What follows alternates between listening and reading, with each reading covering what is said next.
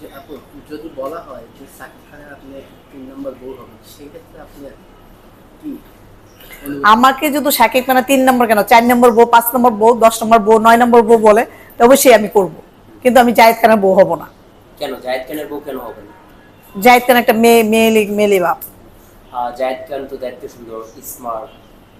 Smart তো এখনো তো বিয়ে করতে পারে না, সে তো একটা বিয়ে করতে পারে না, পুরুষ না বলেই তো সে বিয়ে করতে পারে না। আর শাকিব খান পুরুষ দেখে তো 3-4টা বিয়ে করে একদম স্ট্রং দাঁড়ায় আছে।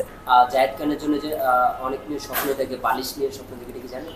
এটা দেখে, এটা আসলে যারা দেখে ভাইরাল হওয়ার জন্য মানে বলে, কথা বলে। আসলে অ্যাকচুয়ালি তো ওরা যেতে পারবে না জায়েদ খানের কাছে। জায়েদ খান আসলে মেয়েলি মেয়েলি ভাব, ও আছে, ওর কাছে অনেক মেয়ে থাকবে, ওর কাছে অনেক মেয়ে আছে হাতের করে, কিন্তু একটা মেয়েকে বিয়ে করতে পারলো না সে। এটি তো মানে দর্শকরা দেখে। কেন আপনি বিয়ে করবেন না জায়েদ খান? না, আমি শাকিব খানকে বিয়ে করব। জায়েদ খান কেন জায়েদ খানও দেখতে অনেক সুন্দর। আচ্ছা, এখন আমি প্রশ্নগুলো শেষ করতে চাচ্ছি। প্রশ্নগুলো আমি ও করা হইতেছে, প্রশ্নগুলো ওর করা প্রশ্নই তাহলে বলে হয়ে যাচ্ছে। না না, দাঁড়াইলাম। হ্যাঁ, আমি শেষ করি, তারপর শুনবেন। আপনি বললেন সাকিব খানের আমি 10 নম্বর বউ হলেও আমি